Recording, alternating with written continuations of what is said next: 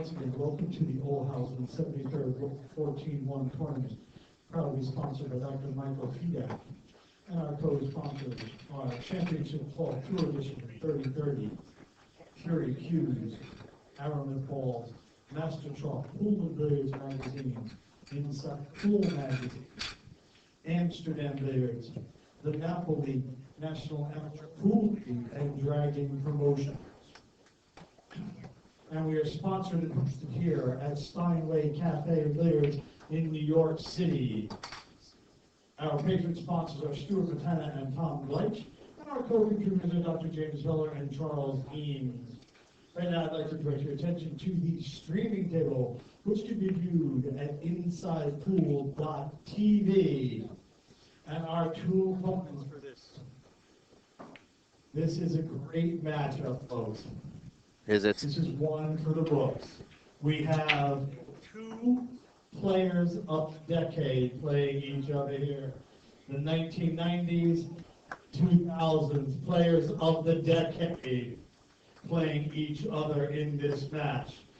First up is a 16 consecutive Mosconi Cup appearances. He's a Hall of Fame player. He's a 2013 Music City Classic champion. He's sponsored by Scorpion Cues, the Marietta Billiard Club, Championship Cloth, Universal Closing, and Dragon Promotions. Let's hear it for the Scorpion, Mr. Johnny Archer!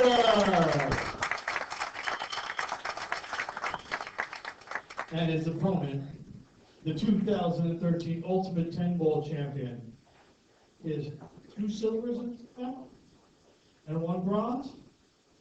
Yes, 2 silvers and 1 bronze in this event. Okay, he's sponsored by Mez Q's, Kamui, and Dragon Promotions. Let's hear it for the Iceman, Mr. Mika Immonen. Good luck, gentlemen. All right, welcome back. Welcome to InsidePool.tv here at the 2013 World 14.1 Tournament. This is the Inside Pool production. I'd like to welcome you for Johnny Archer and Mika Immonen. Inside Pool as well as NYC Grind, bringing you the stream, co-producing. This event stream is being brought to you by CNGgas.com, Steinway Billiards, and of course Inside Pool Magazine. The tournament sponsors include Dr. Michael Fidak, Stu Matana, Tom Gleich. Olhausen is the title sponsor, that beautiful table you see there. And Championship Billiard Cloth, Tournament Edition 3030, Fury Cues, Arrowmouth Billiard Balls, Master Chalk, Pool and Billiards Magazine, Amsterdam Billiards, the National Amateur Pool League. And we're going to have probably the greatest player on the planet join us here.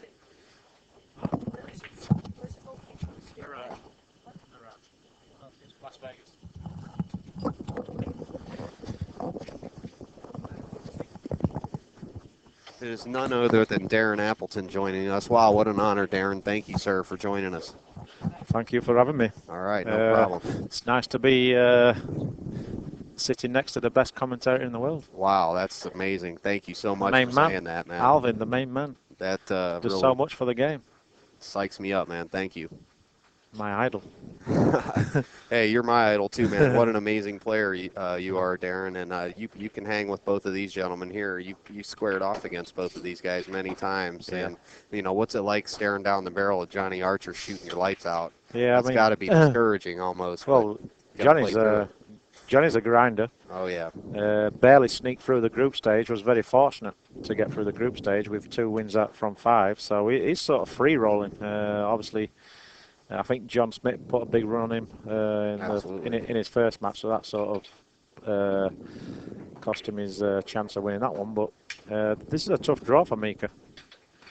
Mika lost his first match this morning against Shane, so this is a sudden death match here. This is basically the loser goes home and the winner will qualify through to the last 16.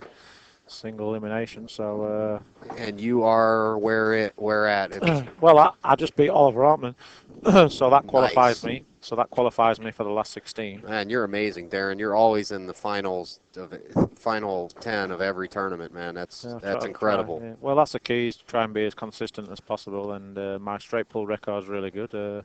Yes. Every straight pull tournament I played in, my worst finish is 5th, so Amazing.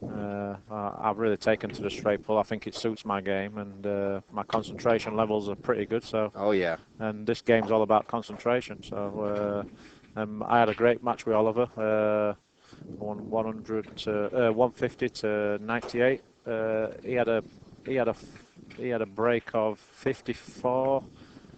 I think he had 54 and 61, but he was minus 17 at the start of the game. So wow. He had 2 visits to the table, and I had 3 visits. I had 16, 83, and 51 and out to win the match. So it was a very high quality match. Now your concentration, like you were talking about, is incredible. It's up to par with these.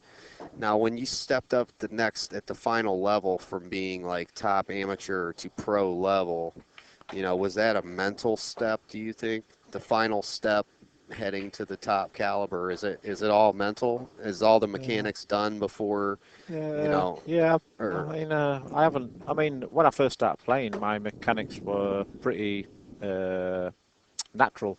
I never really had to work on anything. I just I had to keep playing to improve it, let's say. Right. And obviously, when I first started playing the game, it's just I guess I was given a gift to be able to play it, and then obviously the rest is down to hard work. Just putting a lot of work in, and work on your mental strength, putting yourself in them pressure situations day in, day out, week in, week out. So it's very important to put yourself in them to put yourself in them pressure situations where and obviously when you first start playing, you're gonna get nervous. You're gonna dog it a lot, and all the players still get nervous now. The guys who say they don't get nervous are lying. wow. Any sportsman in the world, they all get nervous. It's just how you deal with the nerves. But I think it's good to be nervous because it makes you focus. See, that's it. But the key to your nerves is to control your nerves and not let it affect your thinking and that's the answer I'm looking your mentality. Where pressure and nerves are 2 different things. Because you can have like a good pressure, where you're playing really good and the match is really close, but you feel good about your game, so you're not worried about the pressure. But if you've got, for example, a big lead in the match, and your opponent's coming back at you, and you start making a couple of mistakes, and obviously the pressure gets sure. It's like a bad pressure, because then you're like you've got a lot of demons in your head while you're trying to run out. Exactly. Where the good pressure is when you haven't got the demons about worrying about running the balls out. It's more you're more anxious about winning because obviously you want to advance to the next stage. I've seen you, and I remember specifically talking to you before in tournaments where you talked about that, where you're like, man, I'm just trying to get the demons out of my head. I'm just trying to get, in the game. So that's very interesting. All the players suffer with demons from time to time. It's how you deal with them, and the guys who deal with them the best are the best players. Absolutely. People like Alex Pagulayan, Dennis Onkolo, Johnny Mika, Shane, all them guys. Yourself included. Guys. I mean, there's maybe 16, 20 guys who all play as good as each other. It's just whoever wants it enough, who wants it the most, and who can come with that big pressure shot when it's needed. I mean, there's a lot of great players, but a lot of these great players, they're losing a lot of finals. Where like the great players, they manage to they find that extra gear when they get to the finals. JR put it. It's a nice talent to have. JR told me one time, I'm not going to say which player, but I'm like, man, why can't this player finish, win a tournament? And JR said, because he doesn't want to. Yeah. He doesn't want to win. Yeah, it's like getting to the final part and then you don't want to win. So it's that mental you're talking about. It's like there's a lot of great players what I do know, and they've lost in a hell of a lot of finals, and it's just that you haven't got that champion's mentality, that they have all the ability. They're as good as the other guy. It's just that little bit of mental weakness. and it can be very minimal. It's like just a small thing where they just don't quite believe in themselves when it comes down to the crunch. You know what I mean? That's unbelievable, man. Great. And that's why for me, pool's mentally the toughest sport in the world, because there's no one out there to help you. That's it. And it's very quiet out there. It can be a lonely place, and Incredible. it's a very cutthroat game because you're playing a game where you're not guaranteed opportunities at the table. You're sort of hoping that the balls roll your way slightly, especially when the matches are close and you're playing a top player. You need like the odd roll here and there. It doesn't matter. But Sure. But to me, I've always got the mentality. You only get out of the game with how much you put with how much you put into the game. So Awesome. I think the guys who work really hard and they put the work in, the hours, and they are the guys who seem to get a couple of more rolls than everyone else. Absolutely. You know, like I'll go into an event and first guys in the room are either Shane Van Boning or Larry Neville. 8 a.m. There they are. Yeah. All day, all night, right at the table. Yeah. So, yeah, and it's like the young guys coming up. You don't see them practicing too much, but the ones who are, you can see their game getting better and better. For example, Jason Shaw is never off the table. Jason Shaw is never off the table, and his results are starting to come now. You know what I mean? Oh yeah, It's he's just a matter of time. absolutely. He's starting It's to just a hang matter of with time you guys. before he wins a major championship. You know what I mean? He's The Giants. People are starting to take notice of these guys. You know what I mean? These young kids are coming through, and they're like the future of the game.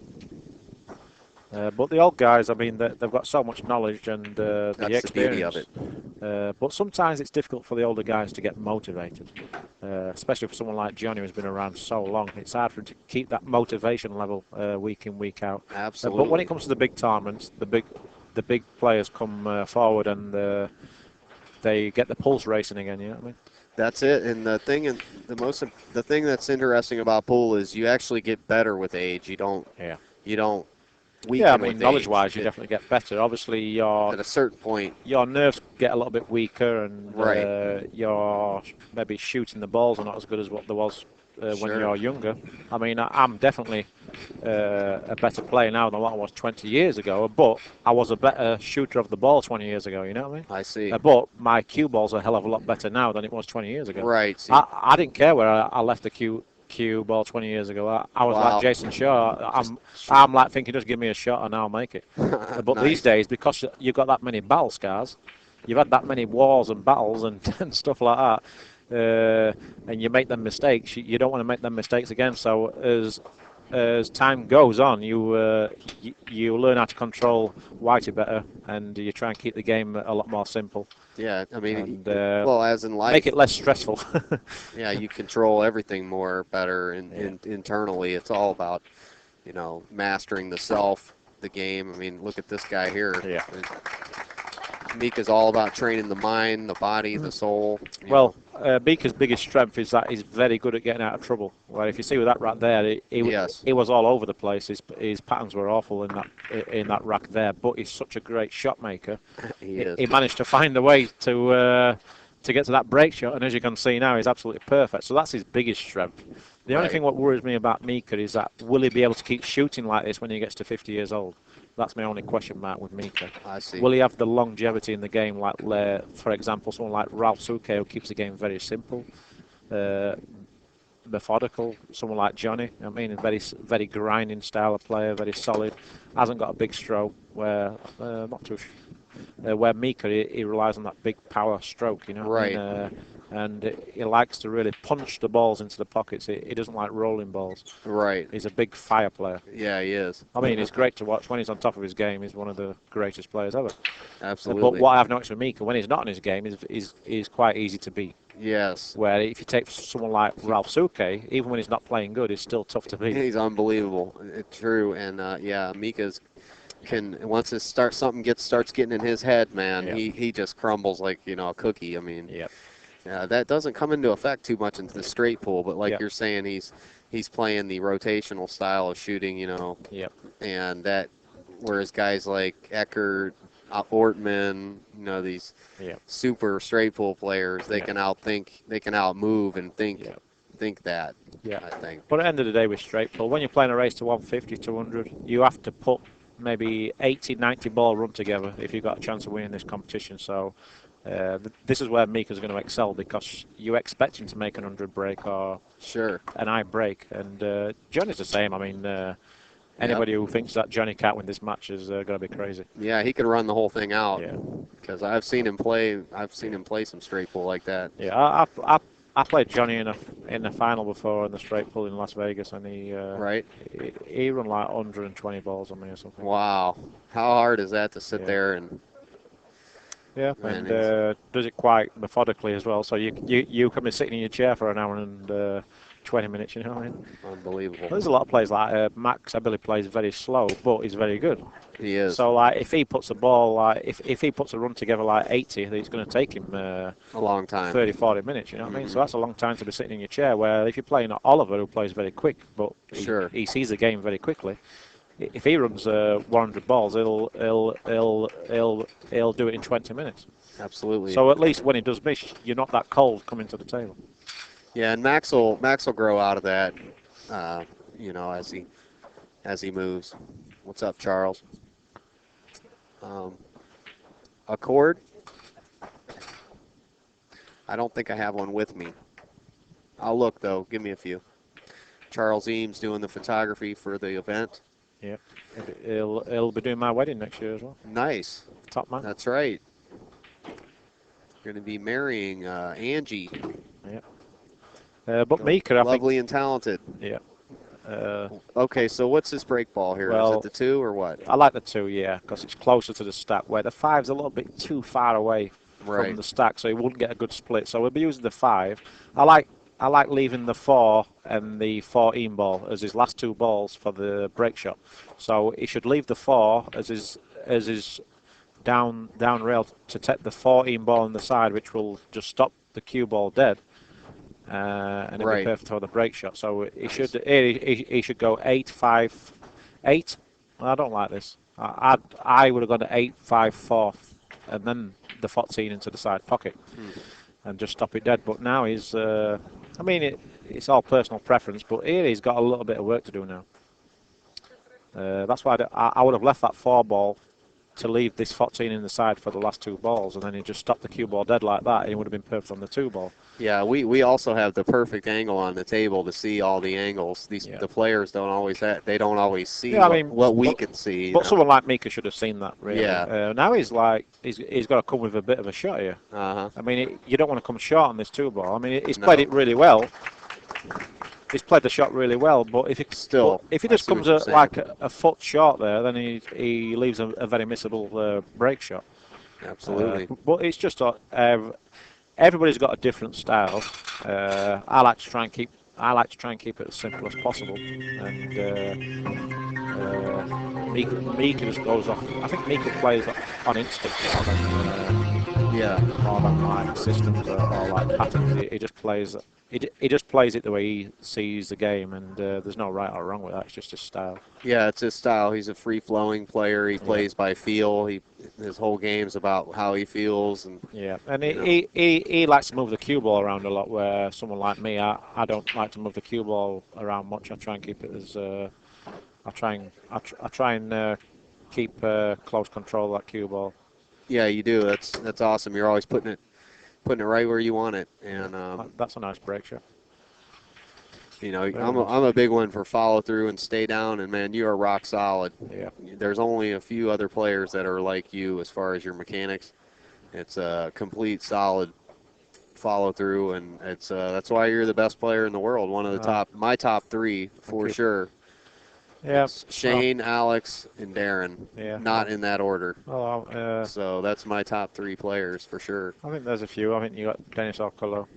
Yeah, Dennis is definitely. And you got Chang from Taiwan, who's. I don't know about him, but I definitely know Coolio is right there with you guys. The best 2 players, in my opinion, would be Dennis Okolo and Jungling Chang. Really? Yeah.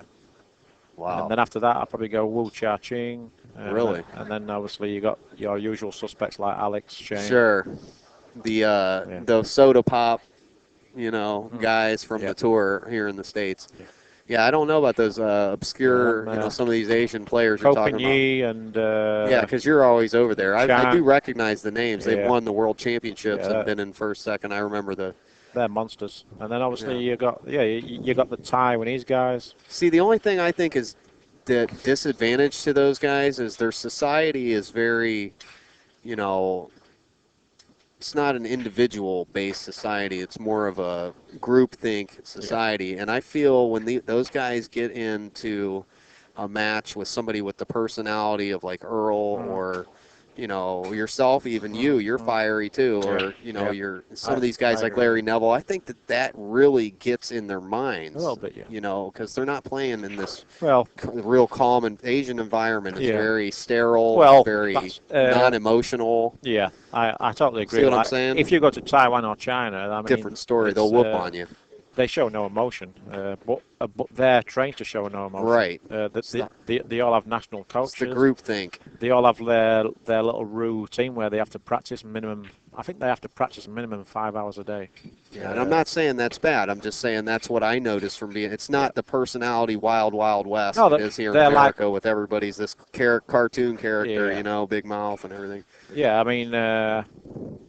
mean, with them guys, it's like if you can get a bit of a mental edge over them, then it's a big advantage. Right. Where it's not always a big advantage over Europeans or the Americans. No. Because we're more used to it. We're more used to that. Right. That fiery temper, let's say. Absolutely. And we all want to win so badly. So, but them Asians, I mean, they're so strong. They're so calm. They just run out like insanity. They can run 50 racks on you. You don't amazing. even know it, and they're fast. And there's a lot of guys who we haven't seen play who play like monsters. Sure. I think they probably have more strength and depth than European and America, but when it comes to art and grit and determination, then I think the Western guys have got the edge. Yeah, I'm with you on that. And if you look at the results worldwide, I mean, the Westerners are doing really good. You know what I mean? Absolutely. I mean, I think mechanically, maybe except for like the British players, in my opinion, I think mechanically the Taiwanese are the best with the mechanics. And the Chinese, but except for maybe the British guys like Cowboys, Jason Shaw, Melling, who all have that snooker background. Unbelievable, powerful players. So our mechanics are strong. Absolutely. But them Taiwanese, Taiwanese and the Chinese, they all play good snooker as well because it's a big sport over there now, especially in China. Snooker's huge. So they all cue the ball beautiful, and they all have very similar cue actions. Yes. So watch out for China in the next 3 or 4 years. They're getting stronger and stronger. They're run-out machines, man. And if you look at the ladies, I mean, in my opinion, except for Kelly Fisher, the best 5 or 6 players in the world are from China. Yeah, that's true. But they all cue the same. They all cue the same. I mean, ladies pool's really strong right now, especially in Asia. It's like crazy standard. Wow. Yeah, I wasn't aware of that. I'm sure that Wu Qing guy, that kid, the little kid, I think he really helped. Well, Wu Chia-Ching's had a lot of Wu Chia-Ching 2005, 2006. He won the World 9 ball, World 8 ball. I think that helped. And then he was doing good up to 2008, and then in 2009 he got banned for 2 years because he wanted to swap his citizenship from Taiwan to Singapore. So he actually get banned from playing in the WPA competitions for 2 years. And then he made a comeback, and he did okay in 2011. But then in 2012, he was suffering with cancer.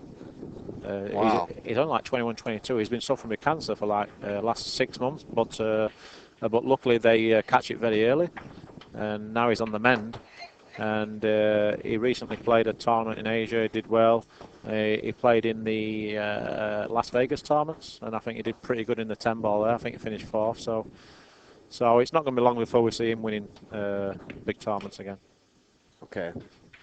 Hold on a second. Yeah, I don't.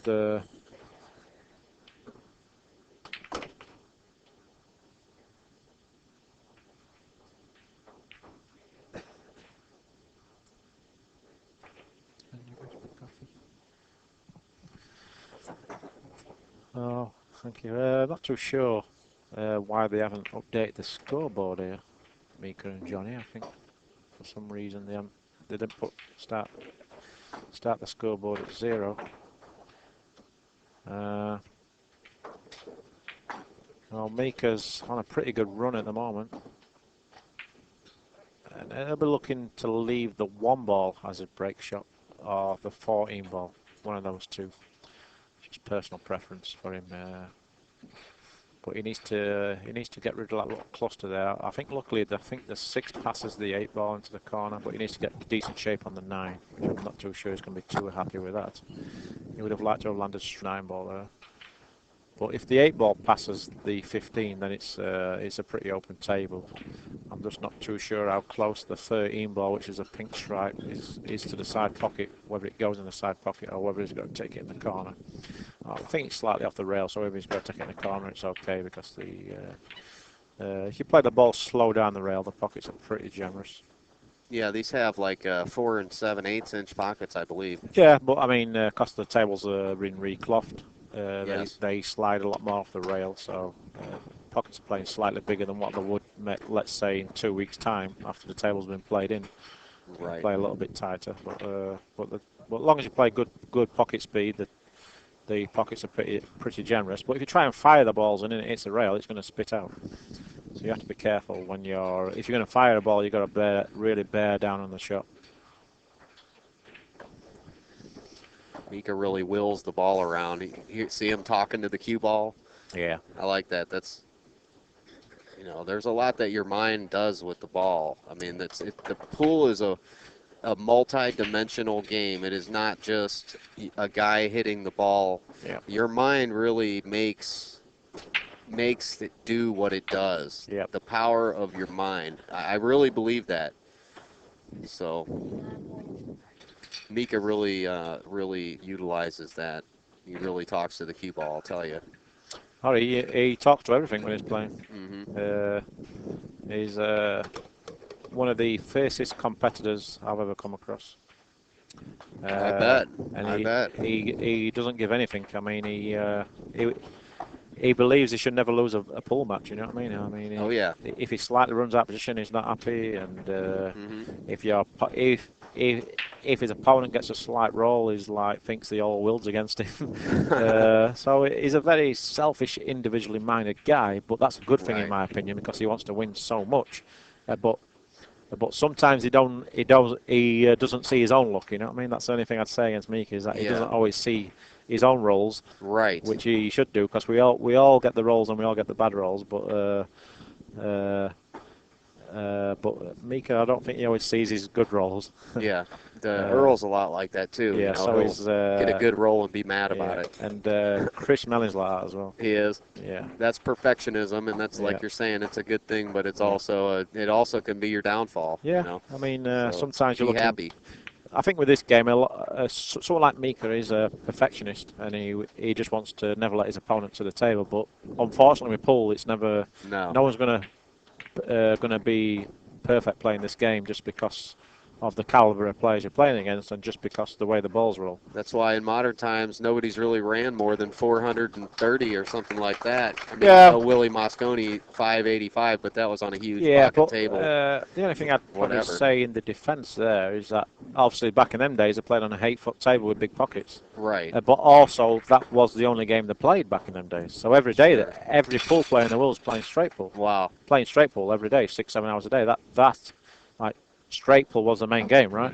So that's what everybody played day in, day out. Where now we only play straight pool maybe 3-4 times a year. Right. That's why there hasn't been a huge. So obviously we're not straight pool sharp. Let's say we're not really match fit 100% coming into these tournaments. But I mean, if straight pool was the main game now, and we was all playing it every day, I'm pretty sure you'd see runs of like 600, 700 balls.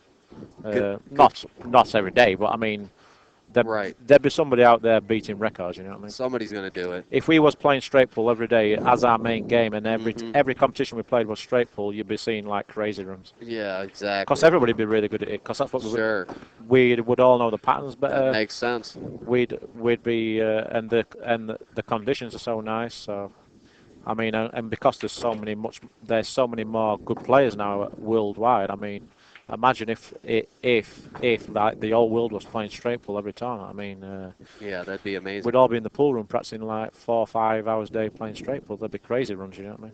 Now, what's your practice schedule like?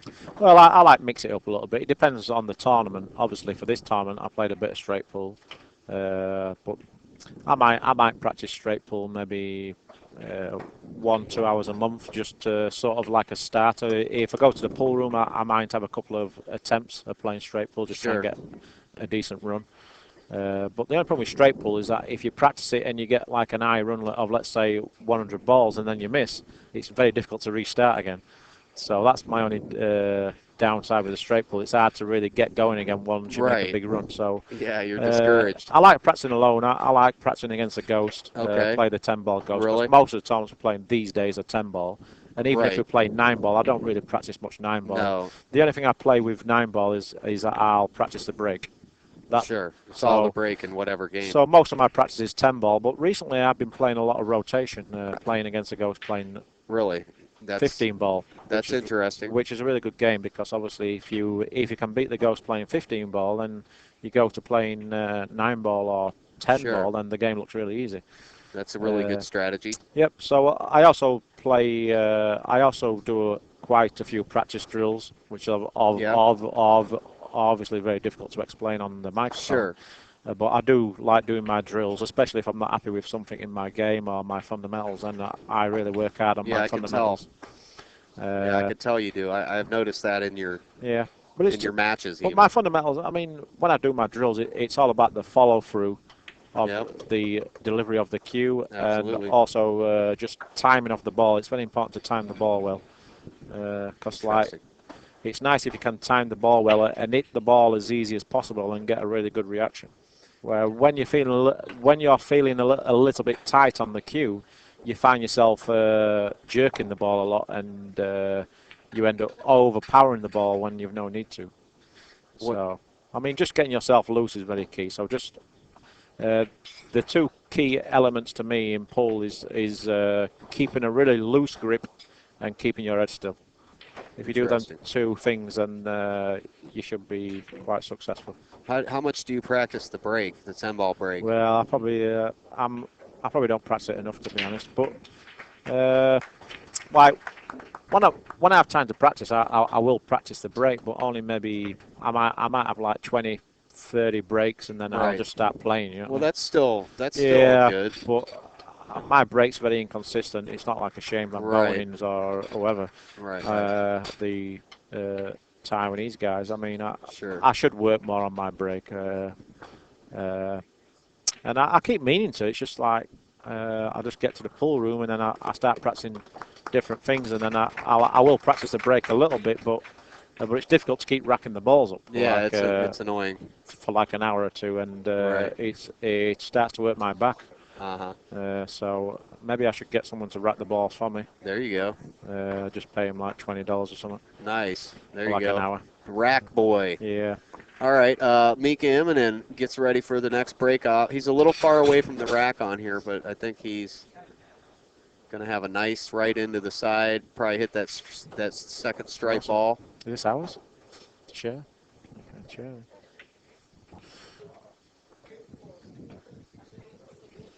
Beautiful.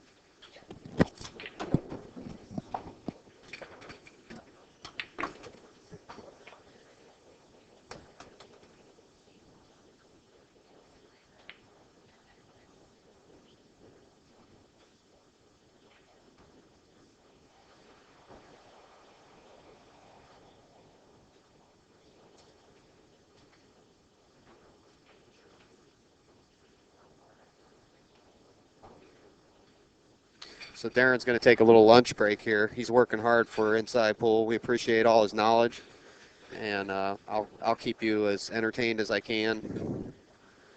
So we wait for one of the masters, one of the pool gods. So we're honored to have Darren Appleton in the commentary booth with us. I'm good, thank you. I just ate. I appreciate it. And it's dinner time for Mika Immonen here, if he can continue on his run. Oh, yeah.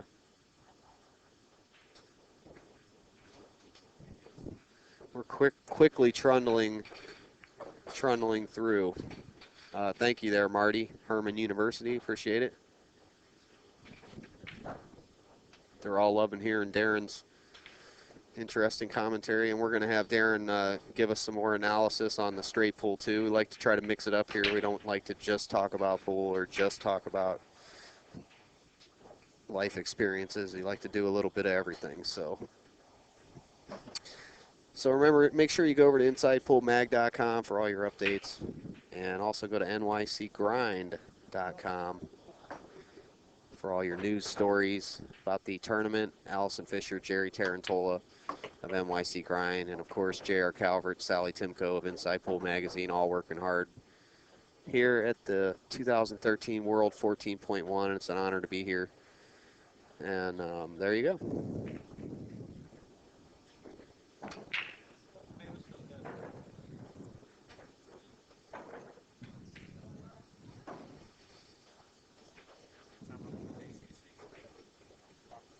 Darren said he won twice the Derby City Classic straight pool, and he is going to be back with us. I do want a special thanks to Bob Enslow, Corner Market Bob, for all his hard work, and Upstate Al for being super soldiers for Inside Pool. We'll get Darren back on the stream here in a few after his lunch. Tony Ponte is Darren's father, and he says, howdy, howdy.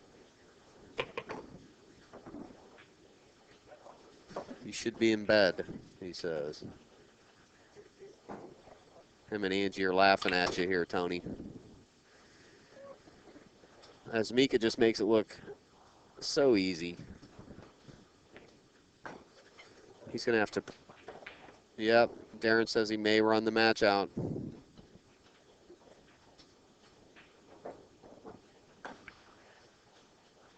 Yeah, this guy's...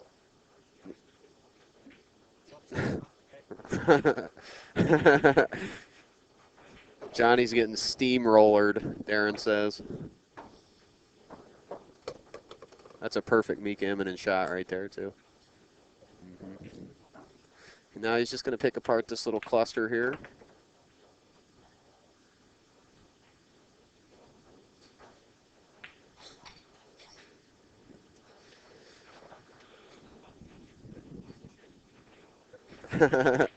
Darren said Mike DeShane and Johnny Archer are going out to dinner later. I'm not sure what that means, but you can make your own conclusions from that. I actually talked to Johnny for a good while. Cosmo says he's on a mission from God. Classic Blues Brothers. Mika Immonen putting the smack down here at the World 14.1. Cannot rule Mika out from winning this tournament. Or Darren. It could be Mika versus Darren in the finals.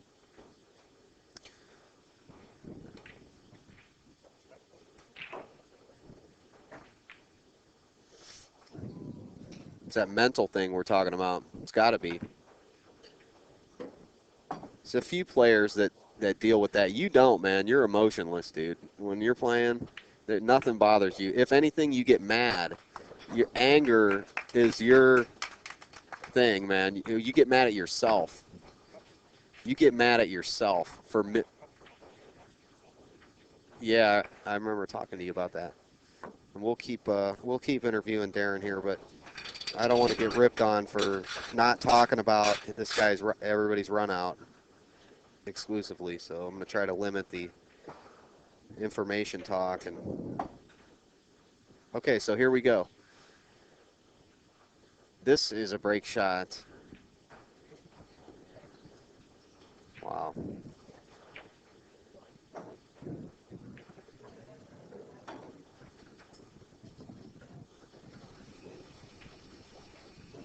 Okay, so he does get I didn't see that he is allowed to move the ball.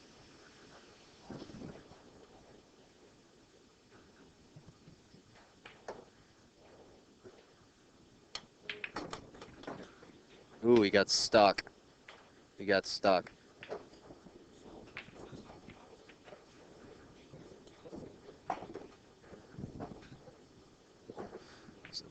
South Bronx says, I was with Dennis Tuesday. He looks and feels great.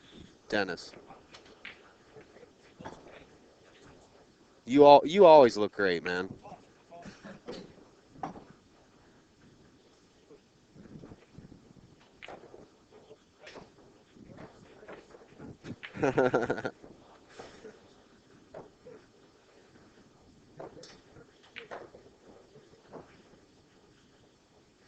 Darren, you got a really funny sense of humor, man. I like it. Okay. Corner Market Bobby says the 15 looks on, or does it?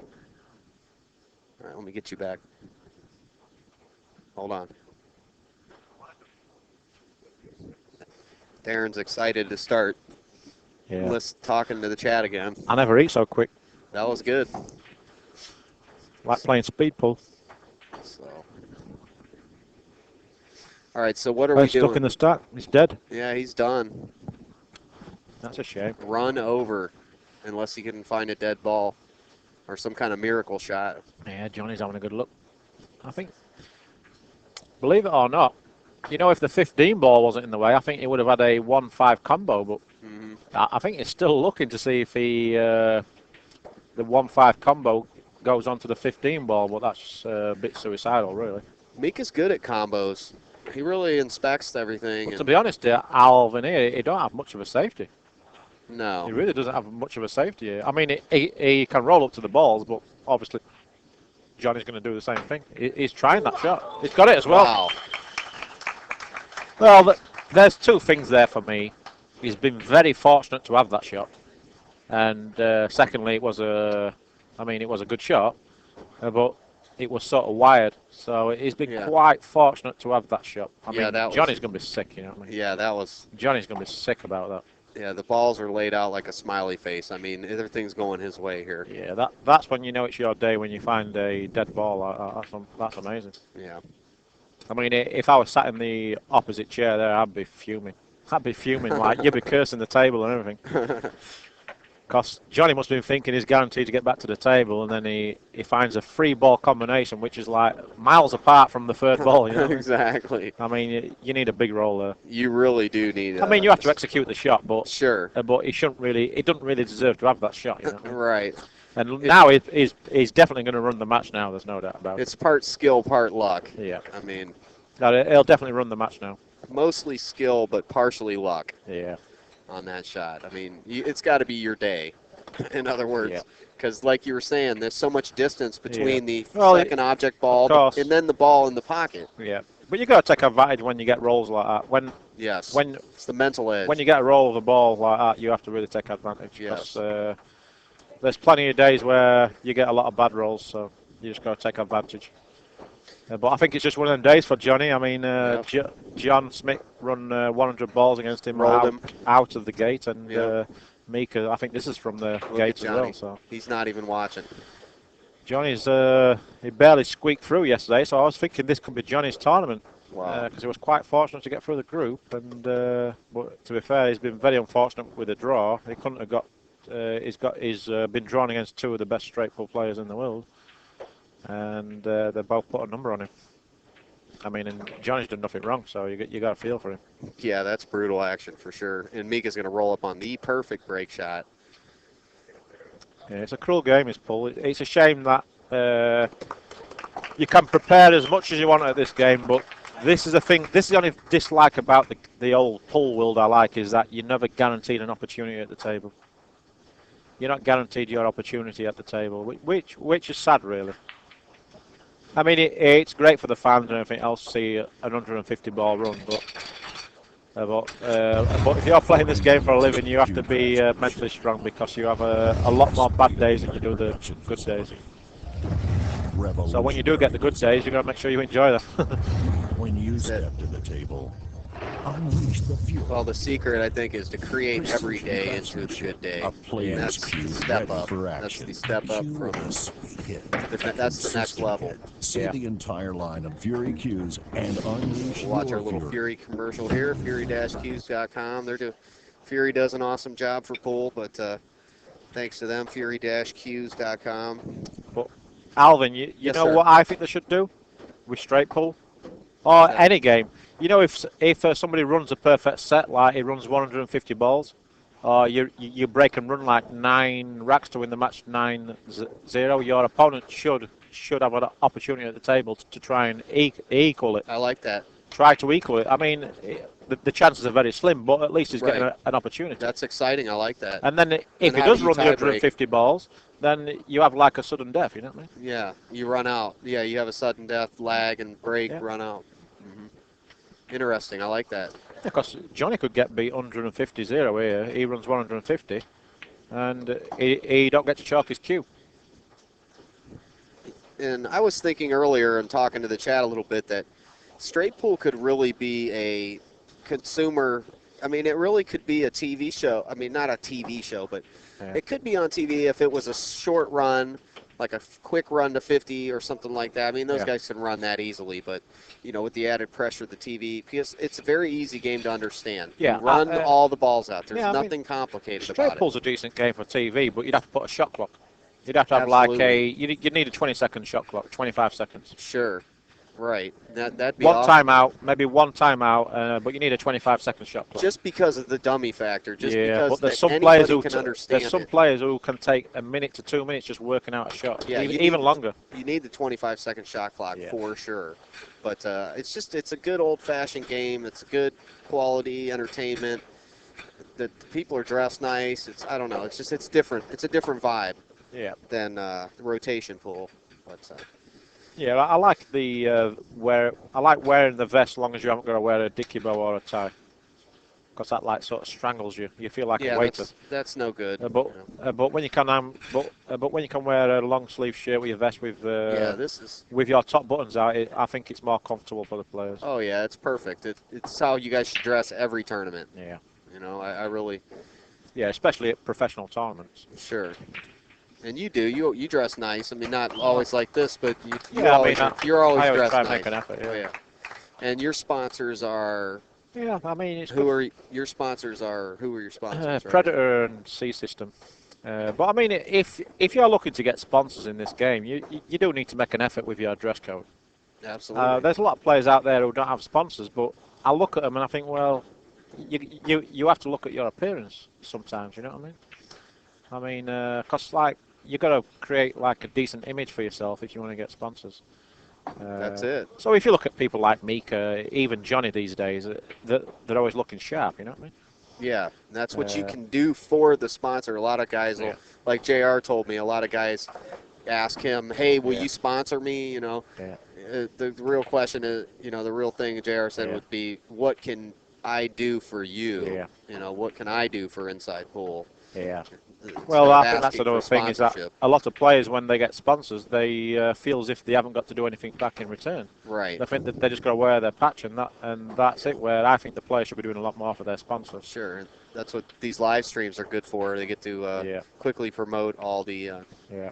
No, but different even on their like advertisers. social networks and stuff like that, they should be doing Absolutely. more with their sponsor and maybe Absolutely. doing like guest appearances here and there. But it's like Stevie Moore. He's like dresses really good. Oh yeah. He always looks he always looks sharp. You know what I mean? Yes, he does. Very important. So any semi-professionals or professionals what not making the mark regards their dress code, then Good point. And if you haven't got sponsors, then that might be one of the reasons why. Awesome information, Darren. I mean, I'm learning so much from you. Just kicking it in the booth here for a few minutes. Everyone else on the chat obviously is loving what you're saying about everything. So, Rajendal dresses really good. what's your thoughts on this cluster here? Is what I'm looking at. This mess going on in the break area. I'm here. a bit disappointed 'Cause he has no shot. because we was talking. I sort of missed what's happened. So obviously he's broke down. He has no shot. and obviously the 6 balls are really in Johnny's advantage here. He hasn't got. Obviously, he's got. It depends how much you can see of that 4 ball, Alvin. That there could be a possible carom where he could carom off the 4 to make the 8, or he can do that. What he's looking at, he's looking to play a carom the 4 onto the 8 ball. Yeah, and still he's shooting in the dark here. But the problem you've got here, though, Alvin, is no real safety.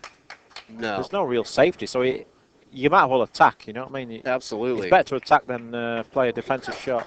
He makes it again. He's lucky. He's getting lucky today. Well, that's a good shot. I mean, there's nothing lucky about that one. I mean, that was a really good combination. I mean, the one in the previous rack where he just jacked up and he played the 3 ball combo, that was just luck. But that shot there, that was a top class shot. There was nothing lucky with that one. And Johnny, I mean, Johnny played 1 or 2 saves and that's it. He's wow, sitting in his chair. Let's again. have a look at him again. Oh man, he's just relaxing now. Now Johnny is going to be on the Today Show next week or something like that. The Al Roker or something. It's big news. I was talking to him about it outside. He's going to be on. He's going to be on TV. Yeah. So look out for that. Johnny's a big character in the game. I mean, he's a great player. For me, him and Earl Strickland, the 2 greatest American pool players. Absolutely. I was wondering your thoughts on Earl. Especially at 9 ball and 10 ball, Johnny and Earl's. I mean, their record's sick, you know. Sure. Those are the only 2 guys that can consistently beat each other. Well, what I've seen and the limited knowledge I have got, I'd probably say I think Nick Varner's the greatest all-around American pool player. But I think 9 ball, I think Johnny and Earl. Wow, I think Johnny and Earl at 9 ball, but Nick Varner all games is the best American all around. I think maybe after Ephraim Reyes, he might be the greatest all around player ever. That's amazing. That's Nick Varner, because he plays all games great. He plays 1 pocket great, bank pull great, 9 ball, 8 ball, straight pull. I mean, he's won world championships at all them disciplines. That's there's not many players doing that. So have you been on the other side of Earl's antics? Yeah, I played him a lot. Where he gets. I just take no notice. I just. You don't even listen to him. That's not true. My dad's on the stream. Oh shit. Sorry. I spilled coffee. Charlie Williams sharked me again. My dad's in the stream, so there is somebody who understands me. Yeah, I agree that Ephraim Reyes is the greatest player of all time at all games. Greatest all-around player. Hi, Darren Appleton's father. I think Charlie Williams could be the slowest straight pull player of all time. He said you're the slowest player of all time. Jeanette Lee plays straight pull, right? Jeanette Lee plays some straight pull, right? I love it, guys. Thanks, everyone, for joining us. Yeah, I'd just like to say, even though he's not very nice to me these days, Charlie put on a really good tournament. Absolutely. Put on a good tournament, and it's nice to see him bringing this straight pull and keeping it alive. Yeah. And it was great for Oliver Hartman to get inducted last night. Charlie makes it all. He tries to make it all better every day. You know, he makes his mistakes, but then he tries to make it all better. That's all right. Yeah, he plays pretty good for an organizer. Yeah, he beat Shane. Yeah, he beat Shane. So I think he maybe win his 2 matches today as well. Nice. Oh, I think he win his match to qualify also. He's good at straight pull. Charlie's good at straight pull. He's a grinder. You know what I mean? He grinds away. He shoots good. Keeps you in your chair, you know. Yeah. But I mean, to say he's a part-time player, he still plays good. Oh yeah. Because he is a part-time player these days. Yeah. That's hard to do too. The other great player like that would be like Shannon Dalton. Yeah.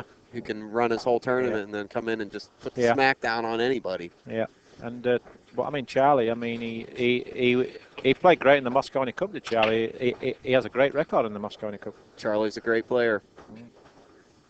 You'll definitely be on the. Darren. You've been the guy that's really won the Moscone Cup for Team Europe the past few years. Luke Riches and his matchroom pool crew over there, Michaela and Nigel and all them. I look at the team as we're a good team. You know what I mean? We really stick together, and we got each other's back. If one guy's not playing good, Right. somebody else comes up to the mark. And with a Mosconi Cup, you're never going to win it alone. But obviously, Right. if you don't lose a match, then you have a good chance of winning.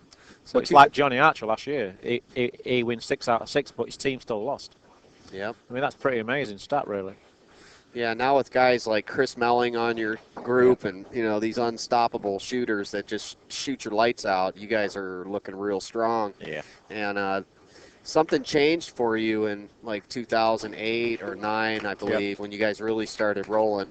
Yeah. And I think 2007 is when the tide turned. Yeah. Because we won for the first time in America in 2007. What was I was there for Well, that, actually. What was the straw? I'd only just started playing then, so obviously Yeah, you were, I wasn't in the team. Right. 2009 was my first year. Your first year, I was at that one too. I think it was more a case is that the Europeans just got stronger. I think because the America beat us that many times, we obviously learn eventually. Right. All the guys got stronger and they learned the game better. And obviously, and losing Earl too probably helped. Helped Team Europe because they kicked Earl out from his yammering all the time. But now he's back. Earl's going to be back. Yeah, on the team Earl's back. I mean, just the standard in general has got better. You know what I mean?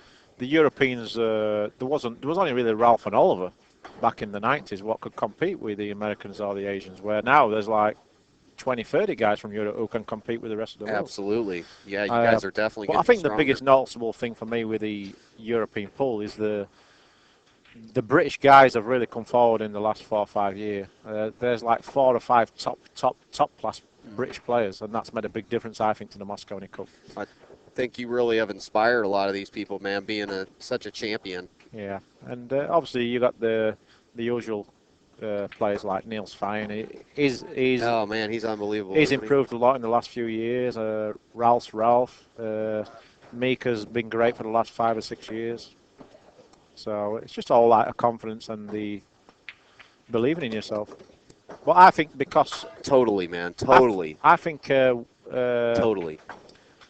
I think because the Europeans have been doing well, it's just the other guys feed off it. You know what I mean? The other guys feed off it because like someone like Chris Mellon's thinking, sure, Darren Apples has just won the world championship. He's thinking, well, if he can do it, I have a chance of doing it. So we all feed off each other, you know what I mean? Well, minds are connected, and we, like you're saying, we really can generate that good power within a team. Yeah. So it looks like we're good. It's a fascinating game. I mean, but there's so many good players in Europe that don't even get to play in the Mosconi just because they're not quite consistent enough, and they're really class players. I mean, someone just mentioned Darryl Peach. Look how good the player Darryl Peach is. He's been playing the game for like 16, 17 years. Amazing player. No, he's been playing 20 years, but he's only played in the Mosconi Cup twice. Twice in 20 years. That's really incredible, really. Yeah, that is. For a player of his class. He's so strong a player. But that's what I'm saying. It's so hard to get in the Mosconi Cup if you're a European player. Yeah, it's a tough school. Darren, you're automatic for the Mosconi. Well, I won't say my goal is right to win. Now. The key to making the Mosconi Cup or any other invitational event is that for me, my goal at the start of the year is to win at least one major per year. If you win one major per year, that guarantees you for everything. And luckily, I've managed to do that for the last 5 years. Oh yeah. So I keep setting my goal just win one tournament a year. Not like a local tournament. I mean, win one big tournament a year, like a World Championship or a US Open. Sure. If you do that, it's going to open all the invitational events for you. You know what I mean? Then nobody can argue for whether you get picked or not. No. I don't want to rely on wild cards. You know what I mean? I'm not one of them players what like to rely on a wild card. I want to try and earn my way in. Absolutely. So when I get picked for anything, nobody can complain. Well, you and Angie are just traveling all over the place to every tournament, and that's the key, man. Yeah. Even like a player like Corey Deuel, man, he's everywhere. He's everywhere. He may not win all the tournaments, but he is at every tournament, getting his points, keeping his ranking in the top 20. Yeah. And that's how you have to do it. You got to dress the part. You got to act the part. You got to do the job. Pool is your job. That is your job. You're here for a job, not to party and play. Yeah. You're here for a job. So the best players in the world really focus on that. Somebody says nowadays the Polish players are better than the British players. I would say that the Polish players are one of the most improved countries in the last 2 or 3 years, but to say the Polish players are better than the British players is a bit far-fetched. No disrespect to them. I mean, on the Euro Tour, maybe so, but there's only maybe 4 or 5 British players on the Euro Tour now, and but on a world level, obviously the British players are doing a lot better than the Polish players on let's say the major championships. But I will agree that the Polish are getting better and better, and it's not going to be long before you see one of them guys win a world championship, especially Snegocki and people like Karol Squizagorski, but I still think they're a little bit behind the British players, especially when it comes to strength and depth. All right, so what does Mika do from here? Well, what does Johnny do from here, Alvin? Yeah. Has Johnny made any balls yet or not? Is he still on 0? He's down 1, I think. No, I think Johnny hasn't made a ball in this match, right? Wow. So Yeah, I mean, Mika's looking like he's gonna.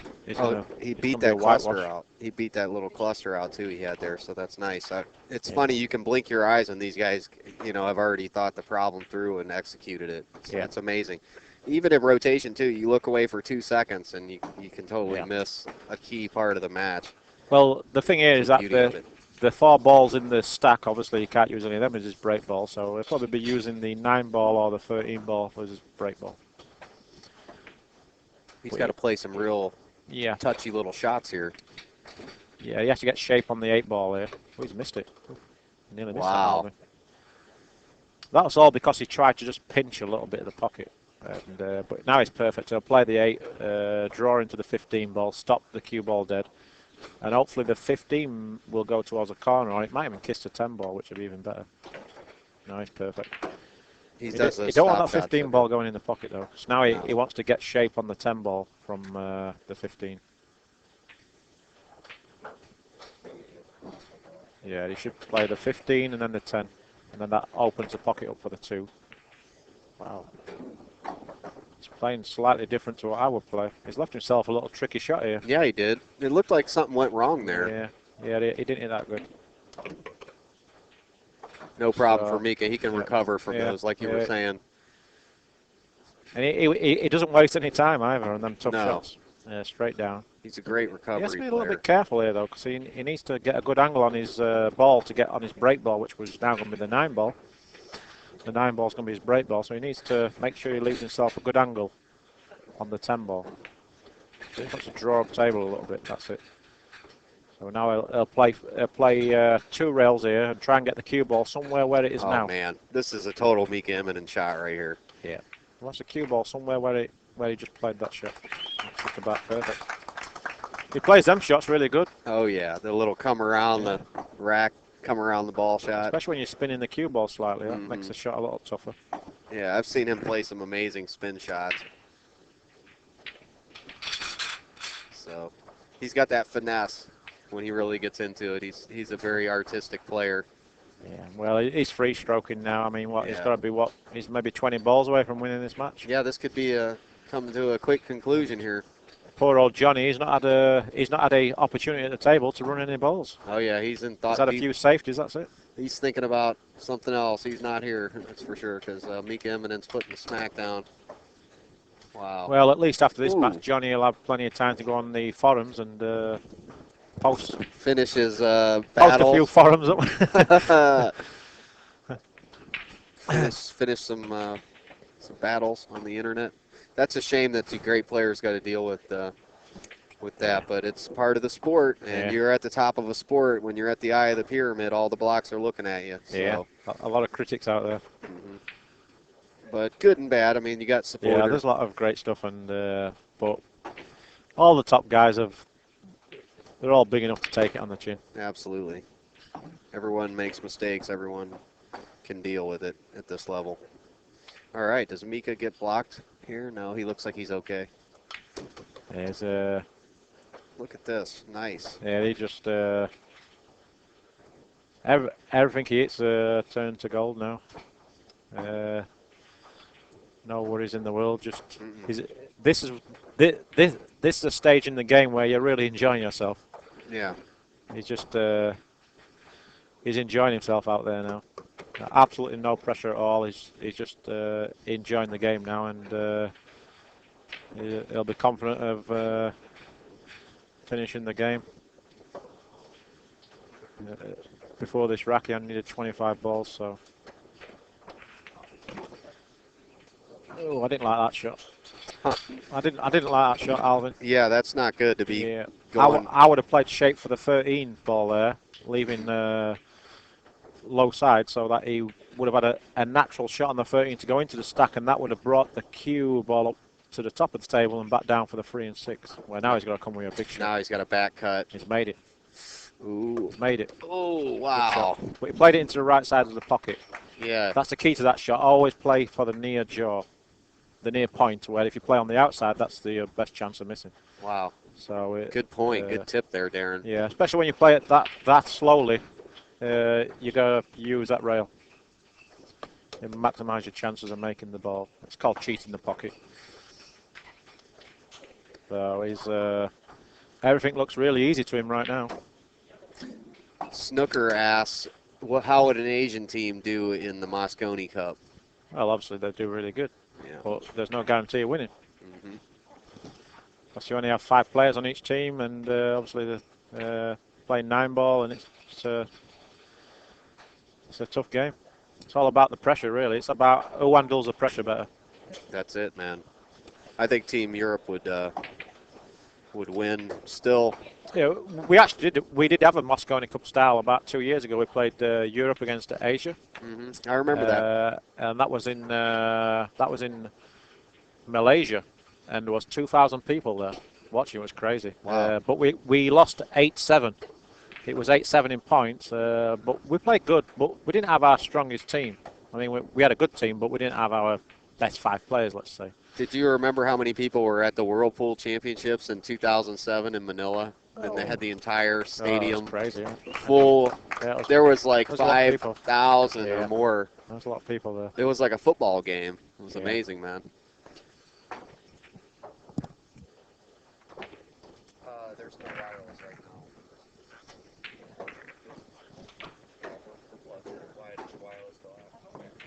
now. Eating contest between me and Rodney. I think Rodney, he can beat me easily doing that.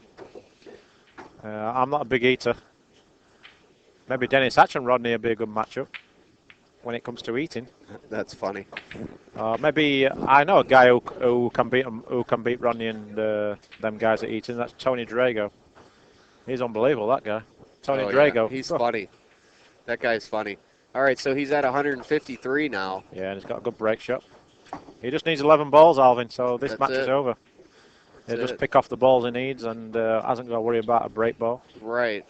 Just kind of fire away from here and not make it. This is where the sloppy mistakes can happen, though. Yeah. You guys get too lazy at the end of it sometimes. Just like that, Alvin got a bit careless there. Yeah. He didn't have any plan though after the break. He just sort of thinking, oh, I'll just make the whatever there. But he does need one of them balls in the stack.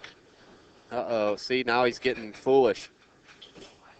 But he does need one of them balls in the stack, Alvin. So Yep. obviously he's going to break them open here. But he needs to play this quite pacey because he don't want the cue ball to get stuck in the stack. Yeah, he could easily get stuck and tear him off a ball and Yeah. jitter around in there like a pinball machine, you know. There he goes. Yeah, that's good. That's Okay. perfect. And now it's game over. Yeah. We'll see what Johnny's doing. Oh man, Johnny. He's kicked back. Oh. He knows he's in the electric chair. Johnny's got to be thinking, what have I done to deserve this? I mean, Yeah. John Smith runs 100 balls and Mika's shut him out, really. I mean, Wow.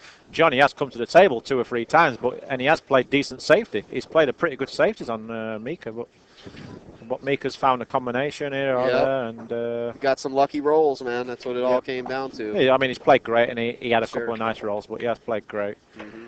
And he looks really comfortable at the table. And it is nice to see Mika playing well again, because for 2 or 3 years he went off the ropes. He was slumping, wasn't he? But the last 6 months he's been playing really good again, and he's going to be back in the Moscone Cup this year after a couple of years out. So that's going to be good for Team Europe. Oh man, it sure is. Well, obviously it's good for him because obviously Jeez. he's a top player, and Darren. when someone's struggling, it's not nice. Darren, Mika, Niels, ouch. Chris Melling, oh my Yeah. gosh. Talk about destruction. That's the wrecking crew right there. Yeah. So look out, Team USA. I'm kind of be. Yeah, I think it'll be exciting this year.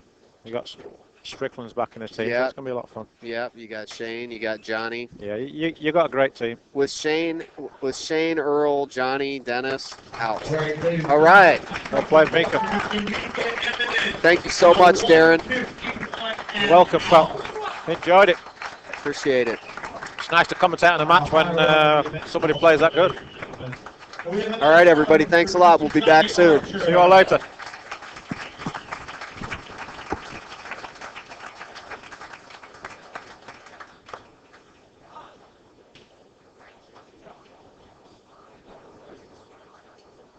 I'm sorry, it was one safety after running a 102.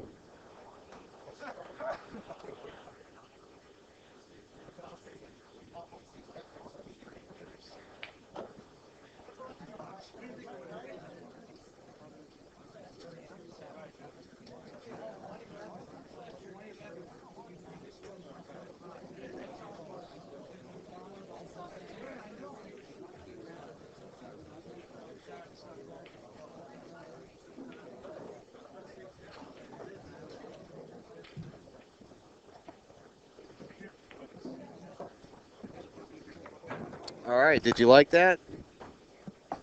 I kind of set that up, have Darren. I thought, well, let's have Darren commentate this next match. I asked him, and he said he would.